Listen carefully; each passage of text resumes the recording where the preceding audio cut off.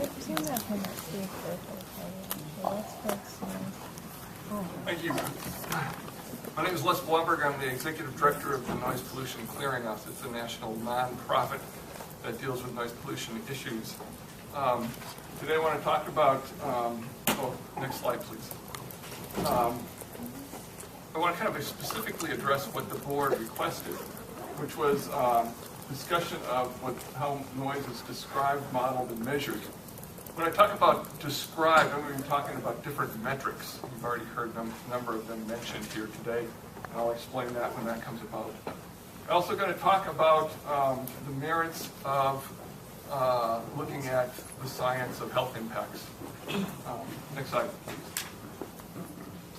But I want to start off with kind of an overview of what I see as the challenge or the problems that the board faces in trying to address noise from energy facilities. And that is, in this Venn diagram, circle A, right over here, first one, let's imagine that to be your science. The science of the impacts of noise. There are a number of different metrics that are used in that science. They have varied, you've heard many of them today already, from the LDEN, the LDN, the L-night, a 1 hour average, a 24-hour average, a yearly average. We heard all of those mentioned. A number of the papers on the literature in science have used these metrics. The problem is, the Venn diagram circle on the left is the world of enforcement and compliance. It's the world where we look at what's practical in the real world as an enforcement mechanism. And then, of course, there's some overlap between the two. The problem is that overlap isn't big enough that you can just take the metrics of the science and apply them to the practical world, the application, the power plant or the wind turbine. What I'm going to be talking about is how can we fill this section in? How can we do compliance monitoring? How do we do measurements that is somehow related to the science still? It's still related to the science, but it may not exactly overlap because we've got constraints of measurements in the real world.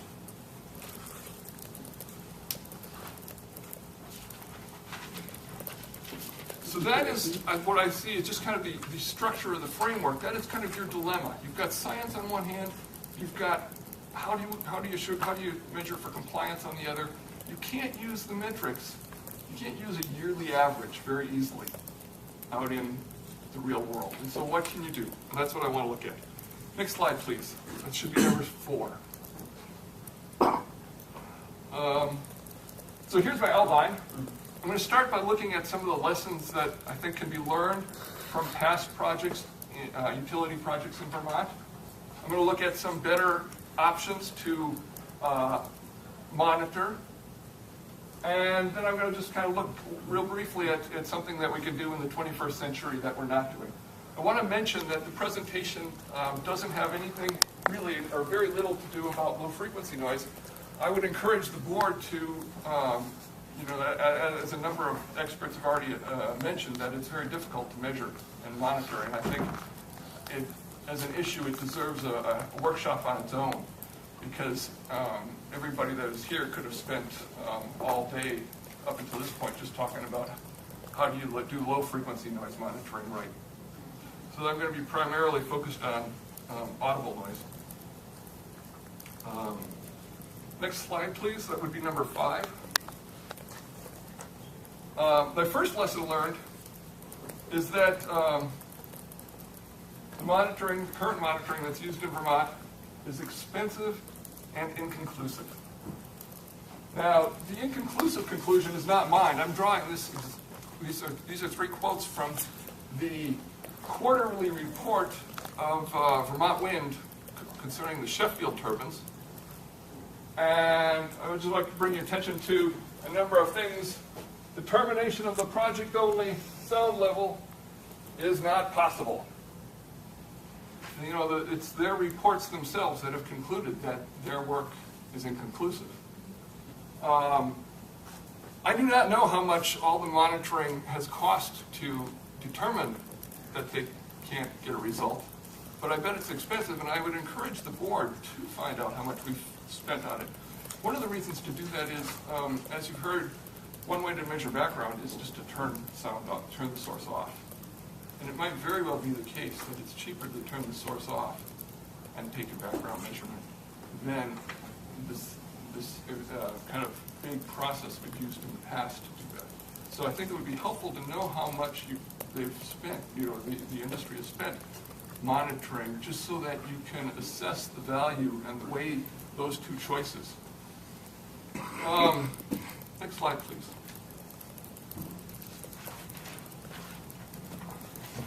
This is slide 6. As I was just mentioning, the easiest way to measure a background is just to turn the source off, and then you can get the background. Now, you still have problems because you have things changing over time from when even the turbines were running to when they're off. It could change in a couple of minutes, and so you still can have problems with that methodology. But it's probably, if any expert in the room here had their choice, they would probably take that than trying to measure behind a house, trying to measure at a different time entirely, or trying to measure a couple miles away. The other thing I would mention is that the 1 hour average the board uses leads to very little usable data. And it leads to very little usable data because over a period of an hour, you get a lot of contamination into your data set. There's everything from a bird landing nearby to a car going by. You just get a lot of opportunities for bad data. And so what do you do when you have to analyze this data? You have to throw that out. You can have weeks of data and have really very little usable data in that because of the contamination issue. There's also problems with sites 2 miles away, which are used in Vermont. And that has to do with just the correlation between the site 2 miles away and the site the site of interest that's nearby. Especially, you can do some tests beforehand just to see how well they correlate, but during the exact test, you have no idea what's happening at that location 2 miles away, and whether, that correlates with your actual background at the site. And there's problems with the site. The way Vermont has done it is we've got our background measurements in 2 places. One is either behind the house, kind of hidden from the turbines, so that the house kind of blocks it, or we do it in a site several miles away. And the problem with right around the house is that you still get contamination from the source.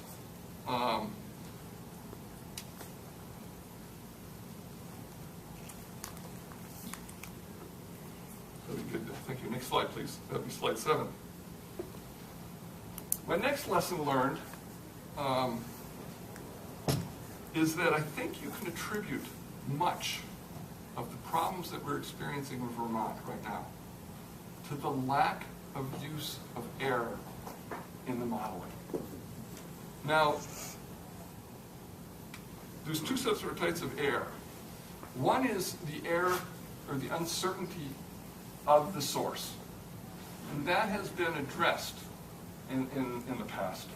But what has not been addressed is the air in the propagation. And to understand that, you have to know that you've been seeing mostly CADNA models of noise predictions. CADNA is based, as a number of the experts have already mentioned, on an ISO standard. That ISO standard within it has an air. That air, I'm sorry that it's hard to read in here, but it's 3 decibels. I should also note that ISO standard is meant for sources in height and receivers in the 5 to 50 meter range, and so it's not really totally designed for this. But that could lead to higher air too, but the standard itself has an air that has not been taken into account.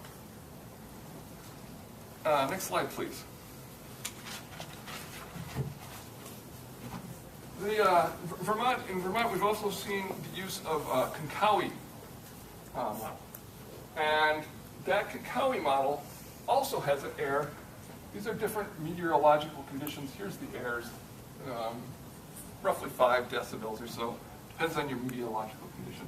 That too has not been taken into account.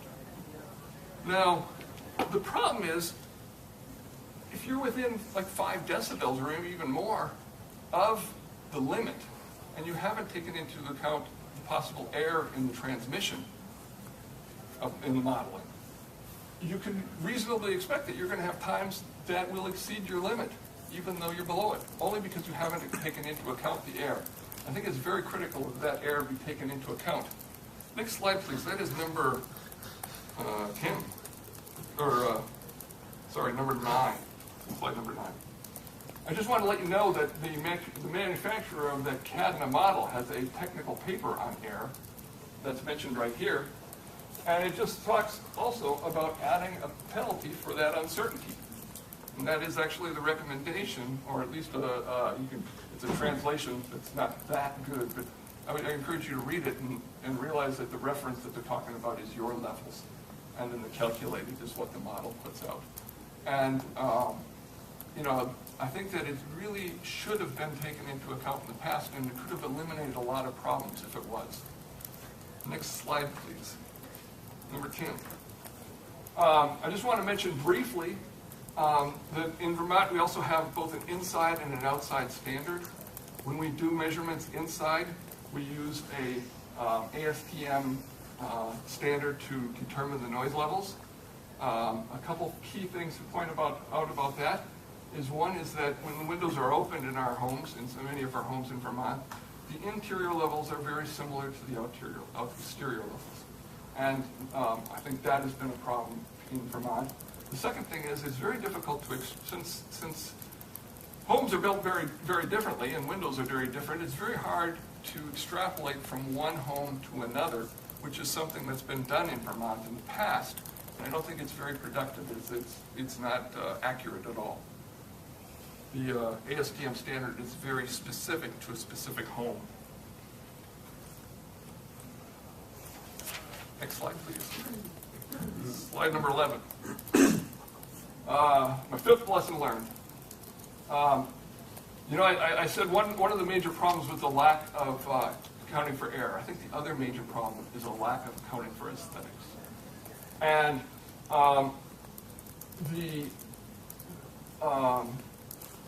when I talk about aesthetics, I'm really talking about the analysis done in Act 250 Criterion 8. And that is what's usually done in Act 250 cases. Noise is usually taken up under aesthetics and occasionally under health. And I think we could account for a lot of what people are complaining about if there had been an aesthetic standard, because people are really complaining about noise in their homes, inability to escape it, and we have to also take into account that where a lot of these facilities are sited is very quiet, exceptionally quiet background areas. And an aesthetic standard could take that into account as well. But distinct from the health standard. Yes, yeah, exactly. And that the board has not yet done a full aesthetics analysis using the Queechy test, and much like is done in almost every Act 250 case that involves noise with respect to that. And I think that the public and yourselves would be well served to follow the example of the Act 250 process a little bit more and look into how that is done and how it's most often addressed as an aesthetics, and to set an aesthetic standard as well. And that can allow for a lot of your flexibility that I've heard the board members wondering about, too, because you have issues, aesthetics are going to be different if you're in an urban area than if you're in a rural area, where your health impacts are going to be the same.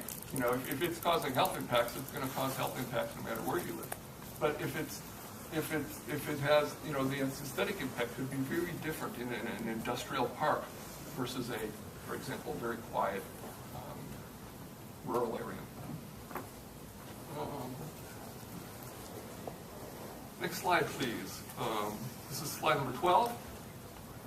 Another lesson learned, I think it's important to understand, in my mind, NRO means the turbines. NRO means a noise reduction mode. Several of the facilities require noise reduction modes to be employed at certain times, okay, damping down the sound of the turbines. Now, really the most effective noise control measure for turbines is to control the size, okay? And so that points to me out that NRO is too big. But I know this is just slightly off the topic, but the reason I am talking about this is because I really want to generate the rationale for talking about compliance and monitoring, which is if you do select a turbine that needs an NRO mode, what you really need is you need to constantly monitor that, so acoustically, so that you can know a couple different things. You can know if you're in compliance and when to kick it in and when to turn it off. And without that constant monitoring, I don't think you can do that. Also, I think it's very important to assess the effectiveness of it. I think that in certain conditions in Vermont, especially when we have ridgetop facilities in high wind shear locations, that the NRO mode is not as good as it's rated. And that's an empirical question that I think Vermont should look into.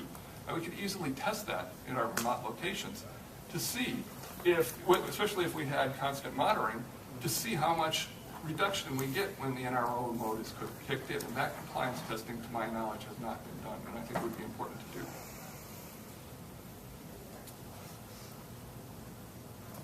Okay, next slide, please. This is slide number 13. Now, another thing that's, I think, been a problem in Vermont is microphone location choice. It is critical where you put the microphone, because if you want to inflate the background levels, you can easily select a location near vegetation, near a creek, near a road, and get lots of contamination. Okay?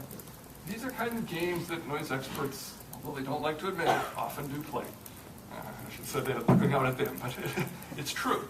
And I think the board needs to come down firm and say, we won't take any game playing, okay?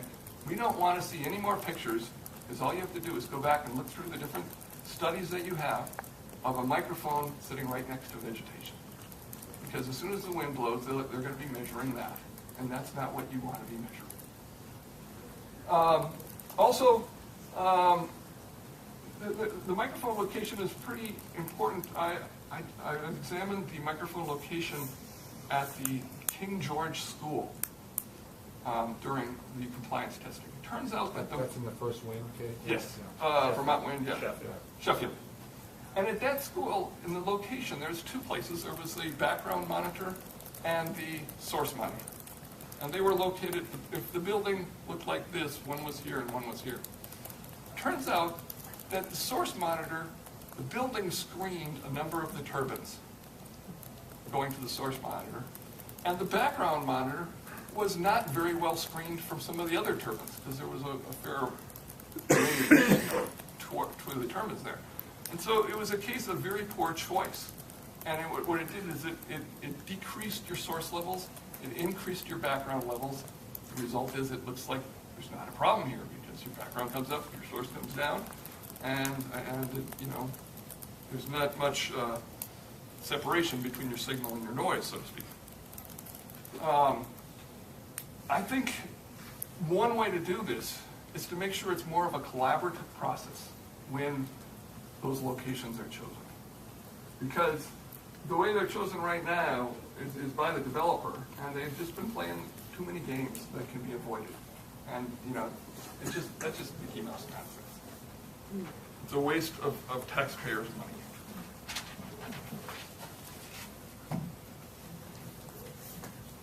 Next slide, please. So I wanted to mention some of the, again, now what I'm going to start to do is try to fill in that Venn diagram on the right-hand side that I showed at the beginning with some better options at monitoring. And the first one I would choose is shorter time periods. And if you notice, when they did the noise monitoring for the source, I don't know if you remember how many seconds it was. I'm pretty sure it was 10 seconds that the period of the source monitoring was.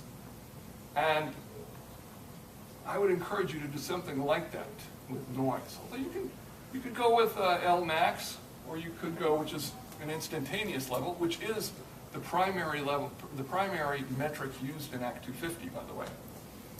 Or you could go with an LEQ of a short period of time.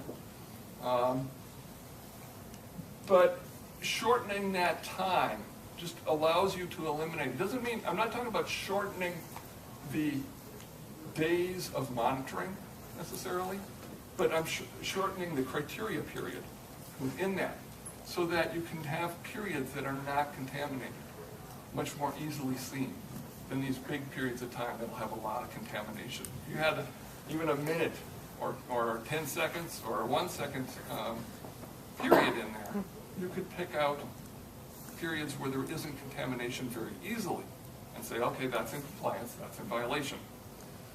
The bigger you make that time period, and 1 hour is definitely in that case, you get too much contamination and you make that a very difficult task.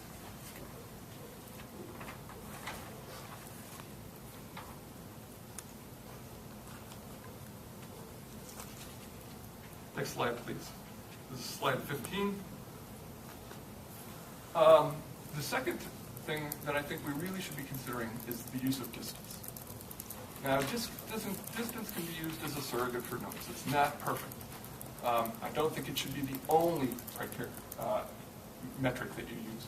But in a state where the resources of local communities is very limited, it provides an excellent way for them to cheaply and easily plan and model.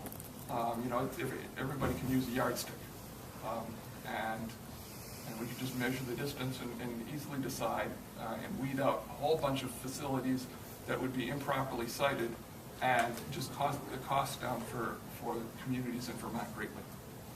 The only problem with choosing a size is that, as turbines continue to grow and grow and grow in size, and their noise levels grows, if you choose a distance now, it may not be the right distance in the future. So it really does depend on the size of the turbine, the distance that you need. Next slide, please.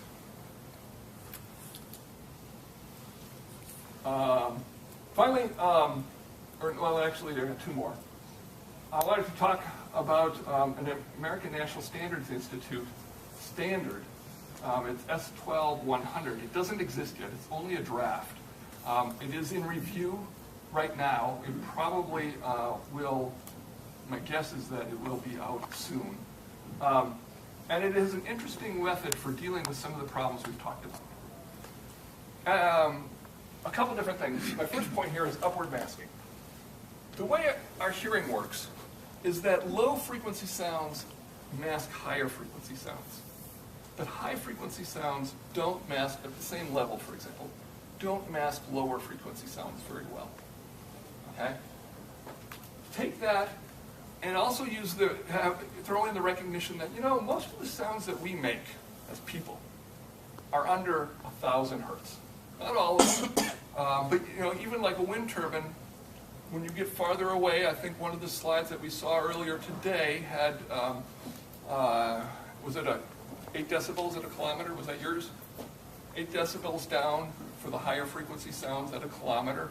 So the noise component in the higher frequencies will be reduced at the distance of homes. So one approach has been used in national parks. It's being developed into a national standard.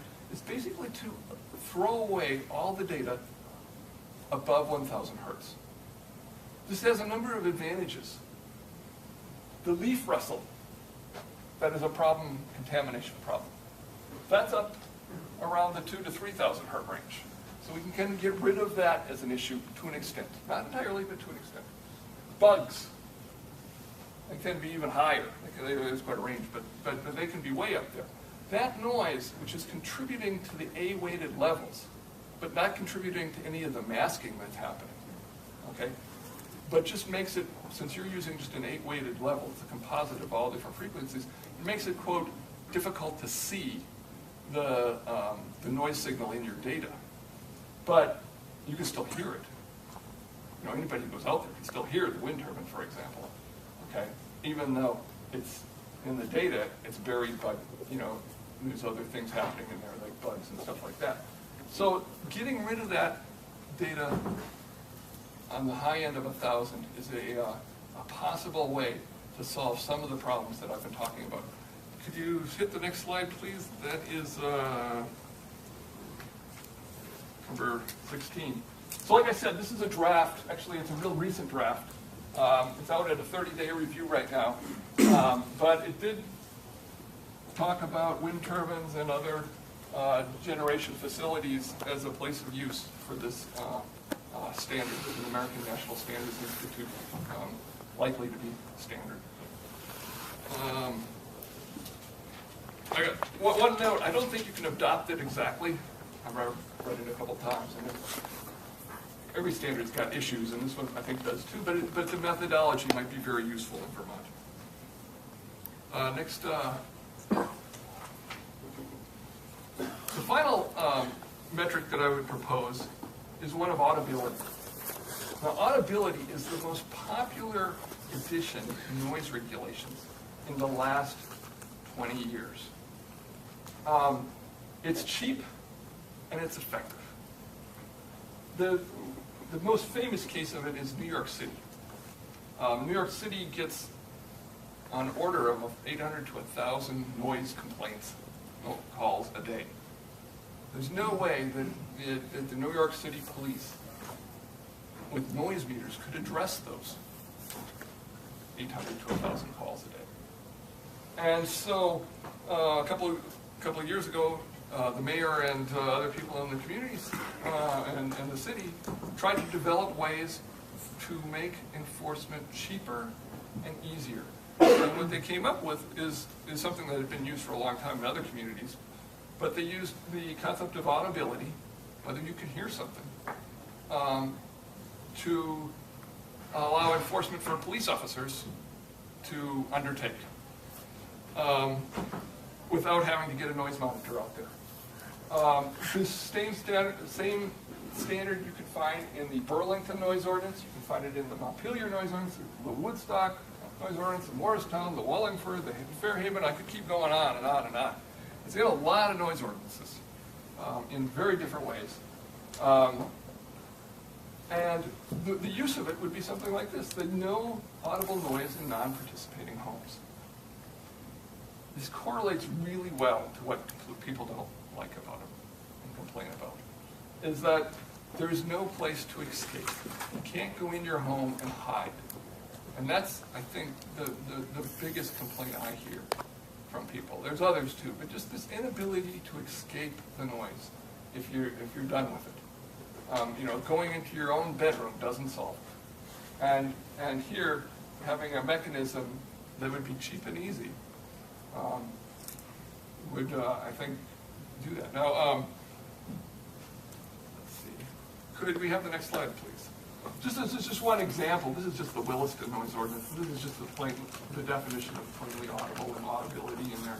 It's found in almost all of the ordinances in some place or another. So you can, you can have examples ad nauseum. Next slide, please. Finally, I want to talk about what we can do in the 21st century. And what we can do in the 21st century is we can do real-time monitoring, which I think Jim Barnes gave an example of that. Where, but not only can you do real-time monitoring, but you can make it available to everybody. And I think that would really increase the openness of the process. Because I think one way to diffuse a lot of the problems that exist is if people felt that things were honest and everything was above board and happening without, cloak and dagger stuff happening on. And the just full disclosure, the honesty that comes with that will come with, because even if the facilities that are out there right now are in compliance, the impression is that they're not, and they're hiding it. Where real-time monitoring with the power production, the meteorological conditions, and the noise levels on a website that everyone can access, see right away, would go a long ways to, first of all, increasing compliance, reducing the incredible delay between a problem and a solution, and increasing the trust and openness of the process. Next slide, please. So I finally want to come back to my original slide and kind of sum up.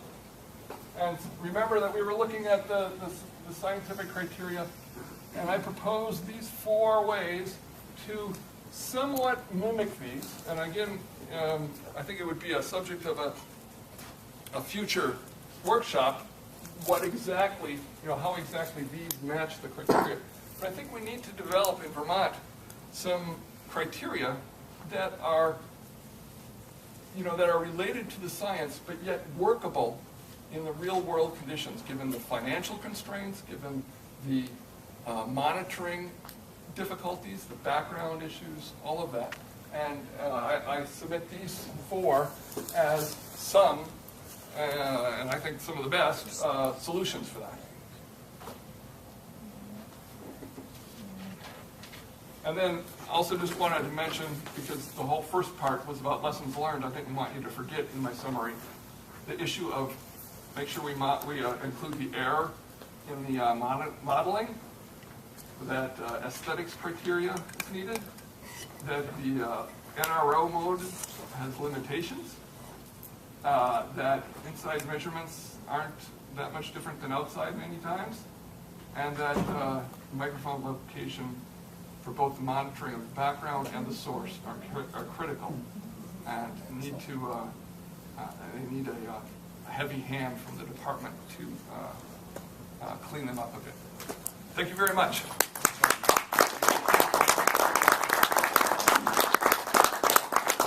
Next, we're to hear from Noreen Hession.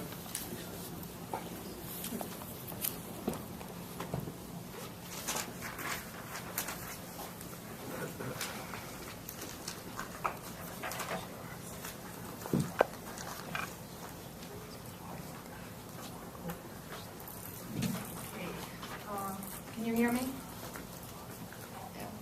Is that slow enough? So far. Kim tells me I have a tendency to speak too fast, so I'm going to try to do this at a measured pace. Slide 2. I'm Noreen Hession. I'm from Newark. My credentials, I have a master's degree in electrical engineering. Before I get into that, let me start by just I want to thank the Public Service Board for putting on this workshop today. I want to thank the people of Vermont who travel from around the state to be here. I know that a lot of people give up their time, and I appreciate your participation. I'm glad the Public Service Board is hosting this event. Your willingness to hold today's workshop gives me hope that the adverse effects of noise created by industrial wind turbines, which have largely been dismissed by our Department of Public Health, might finally receive some of the attention that they deserve. As I mentioned, my name is Noreen Hession. I have an MSEE. My studies included signal processing, data transmission, data communications. I'm not a sound expert, but I am an electrical engineer. I've also spent the last 25 years as a technical project delivery leader, and what that means is that part of my responsibilities as a delivery leader means frequent, in-depth industry technical literature reviews. Just for the record, I'm not a climate change denier, I'm not a caver, I'm not a creationist. I've been accused of being all of those things in the past couple of years. I do think that the planet has an energy problem. I'm not for doing everything to address those problems. I'm for doing every smart thing, every efficient thing, everything that actually works, that has a meaningful and quantifiable impact on climate change. while never destroying our environment or hurting the people of Vermont. So that's who I am. Page 3. My understanding for today is our goals are to go over the basics of sound, describe it, model it, how it's measured, and then if we have time, hopefully we'll have time to talk about some approaches for the review of literature. My goal is to talk a little bit about monitoring. Well, actually, I'm going to talk about infrasound and some research that was sponsored by the U.S. Department of Energy and about Vermont's Department of Health and the World Health Organization, and then have some recommendations for monitoring for some non-industry funded literature reviews, and again, some recommendations for what the disconnect between the Department of Health and the World Health Organization recommendations. Let me slow down. Actually, I'm on page 5. Okay. All right, so infrasound is sometimes called low-frequency sound. It's noise that's more often felt than heard.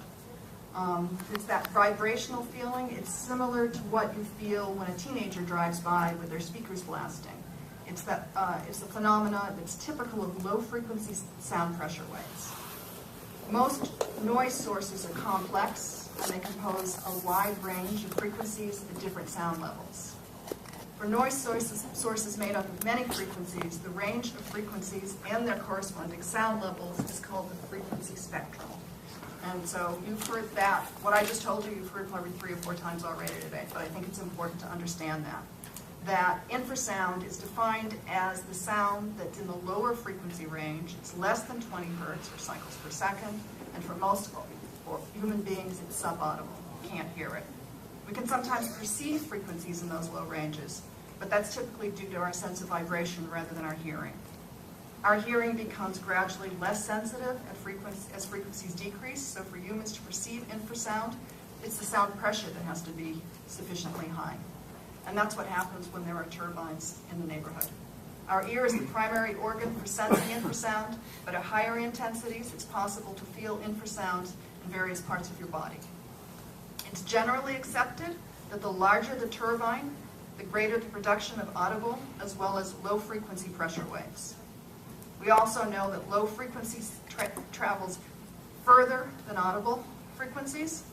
We also know that low-frequency sound travels through hard mediums, like, say, the walls of your home, whereas audible frequencies tend to reflect off the walls of your home. So for all those reasons, low-frequency sound has to be part of any sound investigation when we're talking about industrial wind. Page 6. There's a large body of research available, sponsored by the United States Department of Energy. In the early 80s, they asked the question, why are neighbors who live near a single one turbine complaining? Over the course of the next 3 years, it was an extensive acoustic research program that was conducted by Dr. Neil Kelly and NASA researchers. They identified the source of the annoyance for the residents that were living near this single turbine. The introduction of the report reads, the annoyance was real and not imagined. And then the report goes on to explain that the source of the disturbance was infrasound, low-frequency noise, which resonated within the building structures where they lived. The research is detailed, it's thorough. The researchers and the United States Department of Energy wanted to find out what was causing the reported problems in order to ensure that it didn't happen again in the future. They determined that the effects were consistently reported, the negative effects were consistently reported to be worse in small rooms that faced the noise. And they also determined that people didn't get used to the noise, but they actually became more sensitive with cumulative exposure. So people could feel the sound pressure or the vibration, and they were disturbed by it, but they couldn't hear it. So infrasound, again. Page 7. The Vermont Department of Health published in October of 2010 a paper in which they recommend, based on World Health recommendations, that the nighttime sound levels for turbines should be limited to 40 dBA, averaged over 12 months of exposure. Their paper says their recommendation is consistent with the World Health Organization guidelines, and then they cite 2 World Health Organization guidelines, the community guidelines and the night noise guidelines.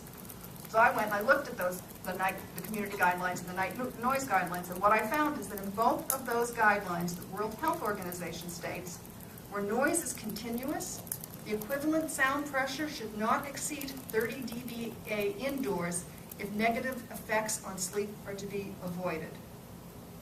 So what they're saying is, when noise is composed of a large proportion of low-frequency sound, a still lower guideline value is recommended, because low-frequency noise can disturb rest and sleep even at low sound pressures. So this bears repeating. What the World Health Organization is telling us is when noise is composed of a large proportion of low-frequency sounds, if we want to avoid negative effects, the guideline of 30 dBA or lower should be set. So I would add that this is especially applicable for rural environments where the public has a strong appreciation for quiet and the natural soundscape. So that's the bulk of what I wanted to talk about. There are 3 recommendations based on that. Number 1, so I'm on page 8 now, monitoring. We need full frequency spectrum acoustic monitoring. We talked about infrasound, we talked about how it travels further than audible sound, about how it travels through walls.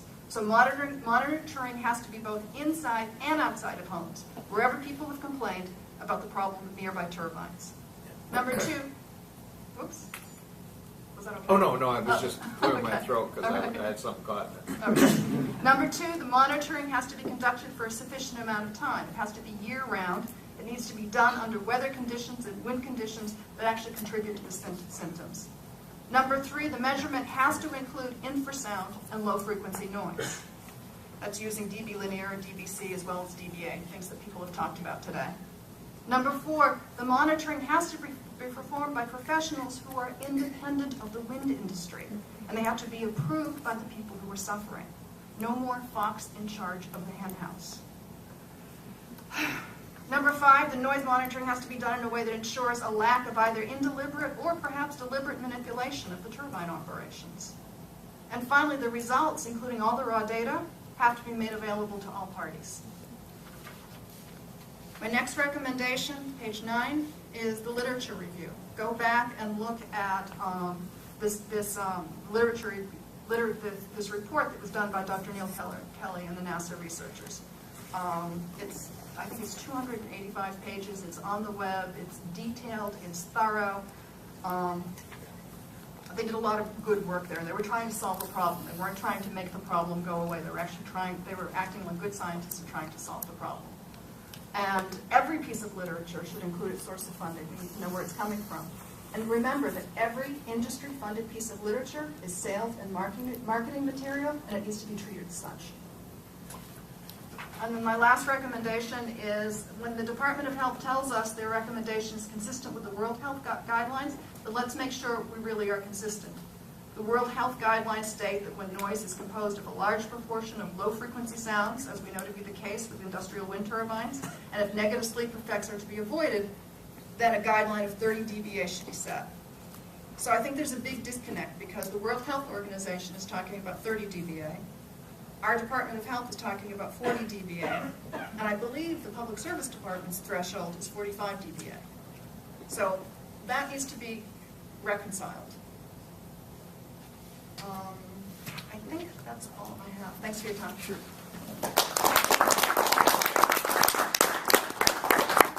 Okay, now it's time for questions of the experts. Do people have questions?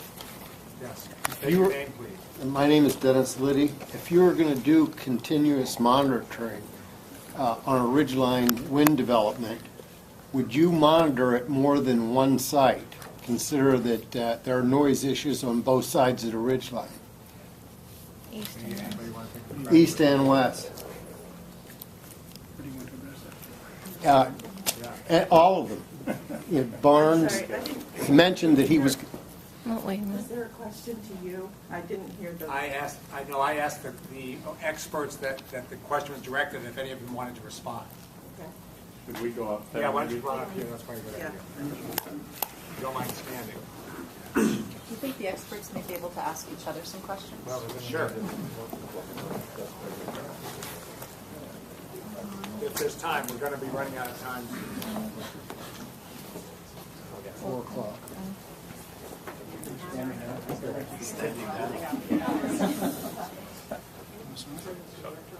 I guess I'll restate what I think I heard the question was. If you're monitoring, do you want to be Continuous Do monitoring, you want to be monitoring, do you want to be monitoring at multiple locations? right.